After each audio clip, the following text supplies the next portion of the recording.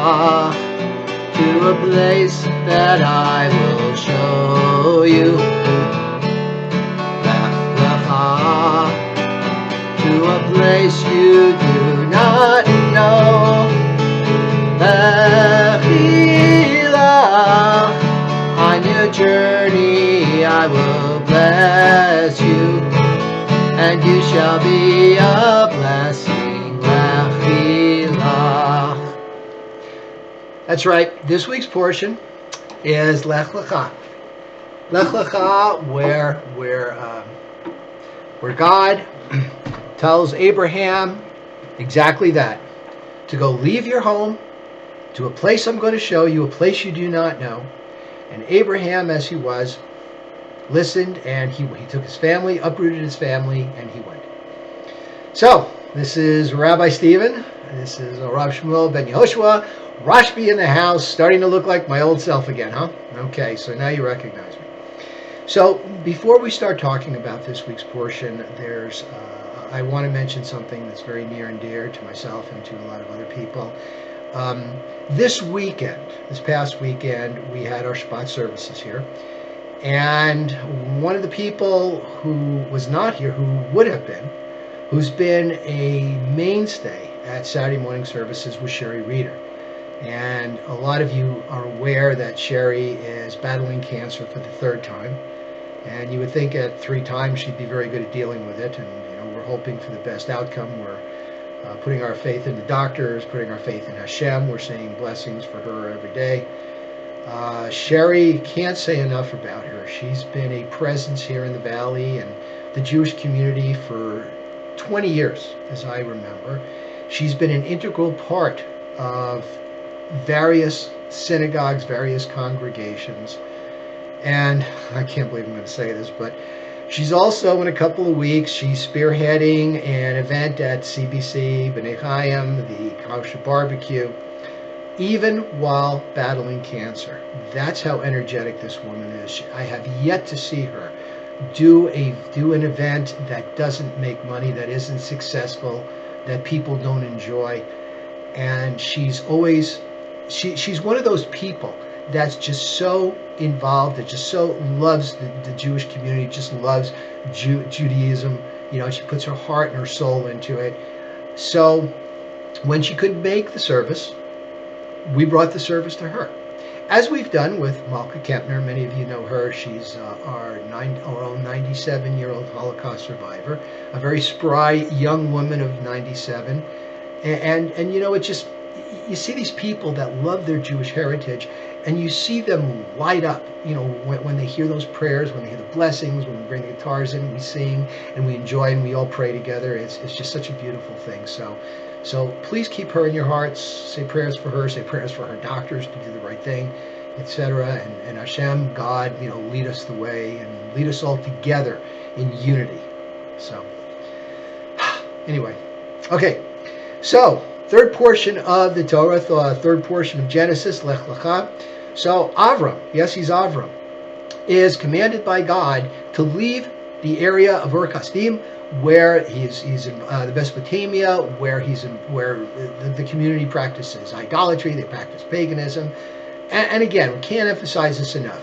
Idolatry is not just worshiping trees or stones or images or the stars. It's not that. It's all of the vulgar practices that go with it. A lot of human sacrifices and just things like that. So Abram conceived. I remember when I was 14, I was in a confirmation class. I had a very exciting rabbi, Rabbi Vinakur, who inspired me. He said, Abraham stood on a mountain and he saw everything that was happening: the trees growing, the grass growing, the sun coming up, the stars, the moons, and he conceived that there was this force behind all of this intelligence. In fact, he was like one of the first scientists when he saw, the laws of nature. And he conceived that, yes, there's this one God, Hashem. And it's the first place that we see the Yud Hey Vav Hey. We'll get to that in a minute. And he conceived of God, and God reached out to him and said, Abraham, you got to leave here. I'm going to show you the way. I'm going to make you a blessing. I'm going to make you a great nation. And he did, and here we are, 3,500 years later, still an active part of this world. So Abraham and his wife Sarah, and his nephew Lot, who lost his parents, who he's taken under his wing, they leave, and they have some adventures. And there's some very notable things that happen in this portion. One of the things is that God tells him, "I will form a covenant with you, a Brit Milah." And he says, "I want you to circumcise yourself. I want you to cut the foreskin off, and that will be our covenant. Not just you, but all the members of your household, all the men, not the woman, the men will circumcise themselves, and all your servants. And after a baby is 8 days old, which means that baby's life is viable, which means they've gone through a week, they've had at least one Shabbat. And by the way, as many of you know, the Brit can be performed if it is the 8th day. It is the only thing in Judaism that can be done on Shabbat. That Brit, it is that important. By the way, we had a Brit Milah in my house, a family came, and the Moyle came, and we celebrated. And the grandmother asked me to talk a little bit about what's going on with circumcisions these days in other parts of the world. And many of you know that there are certain countries, like in Scandinavia, where they're looking to outlaw circumcision. Interestingly enough, and you can check this out, circumcision was the most effective, 50% effective, in reducing the threat of AIDS. 50% effective, circumcision, cutting off that foreskin. So there's some real life health benefits to it. But that's our covenant. And God says to Abram, "I will change your name. Abram, father of nations. I will make your name Avraham. I will give you that hay. I will put that hay in your name." Hay kind of looks a little like this. Or maybe I should do it this way if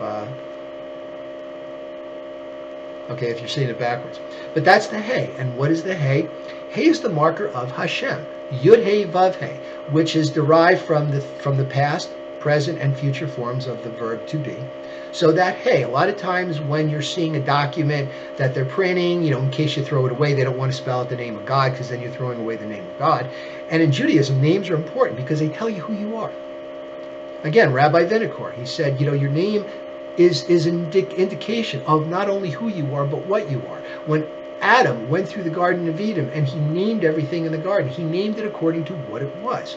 So a lot of times in Judaism, if somebody's having a horrible life, one of the things and things are just not happening well, one of the things they do is they'll change his name or her name.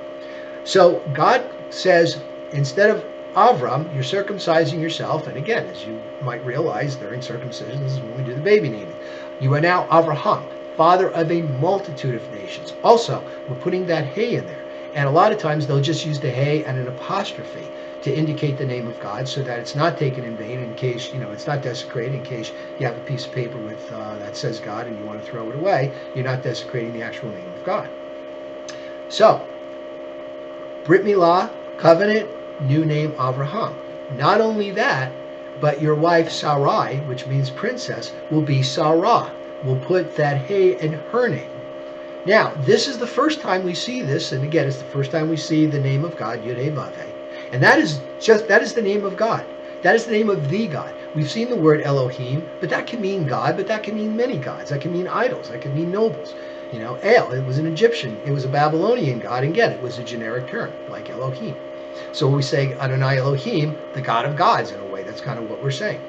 But that hay was also used when?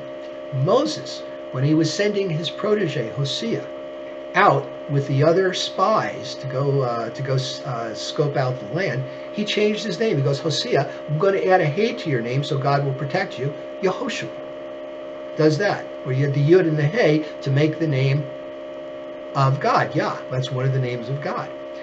Also, at the end of Deuteronomy, in the portion of, I believe it's V'zot HaBracha, the only place in the Torah where we see a one-letter word, and that word, and it's written bigger than the other names, hey, that's right, for God. It's the name of God. So, very, very important. Abraham is circumcised, and he gets the hay as part of his name, as a multitude of nations. As such, a lot of the sages, they see the way it's written. You will no longer be known as Avram. You will now be known as Avraham. They see that as a negative commandment. No longer be called Avram, and a positive commandment. You will be called Avraham. So in many chumashes, most chumashes, when they're discussing the commentary, even before you get to the point where it says Avraham, they will still refer to him as Abraham instead of Abram. So they take it quite literally. Now, of course, it was different with Jacob and Israel. It's kind of two names to two different aspects of who he was, and we'll get to that when we get there. But it's interesting. Just the person's name is who they are and what they are. It's your spiritual essence in a way. So thank you for listening again. And we will have a Friday night service in 2 weeks, or a week and a half or so. It'll be November 15th, Friday night. Stay tuned. We'll give you a heads up, tell you when it's going to be. It'll have a potluck dinner. We'll have services. Maybe we'll have the services first, then the dinner. I don't know. And we have books, and we'll have a discussion. We'll have a sermon, and we look forward to seeing you. So again, Shabbat Shalom. Thank you for listening, and see you again.